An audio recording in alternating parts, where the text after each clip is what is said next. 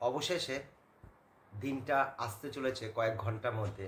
আগামীকাল 4 মে তোমাদের পরীক্ষা।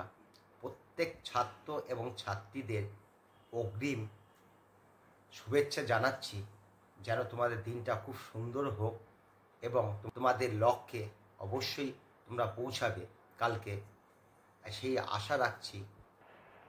অবশ্যই কালকে তোমাদের পরীক্ষা ভালো হবে, আমার শুভেচ্ছা বার্তা তোমাদের থাকলো।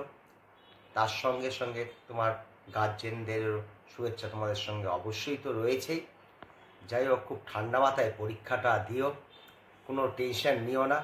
এটা যদিও এটা খুব বড় পরীক্ষা, কিন্তু পরীক্ষাটাও সেরকম কঠিন নয়। আজকে ভিডিওটা আমি খুব ছোট্টর মধ্যে রাখছি। কালকে তোমরা পরীক্ষা দিয়ে আসো, তখন পরবর্তী পরীক্ষার সম্বন্ধে একটু আলোচনা করা যাবে। টেনশনটা কেউ নেবে না, যেরকম তোমাদের টিপস দিয়েছি সেইভাবেই তোমরা পরীক্ষাটাকে কমপ্লিট করো, বা তোমার নিজের যেভাবে তুমি পরীক্ষাটা দেবে ভেবেছো সেইভাবেই তুমি পরীক্ষাটা দিও। মাথাটা খুব ঠান্ডা রেখো। আর কি বলবো, এখন তো লাস্ট 5-7 ঘন্টা হয়তো পড়তে পারবে, সেটা পড়ো। কালকের দিনটা অবশ্যই তোমার শুভ হবে। আমি ঈশ্বরের কাছে প্রার্থনা করছি তোমার কালকের দিনটা যেন খুব খুব ভালো হোক।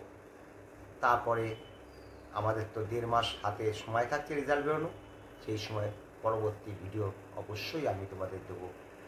সকলেই ভালো থেকো, কেউ টেনশন করো না, এই বলে আজকের মতন ভিডিওটা আমি শেষ করলাম।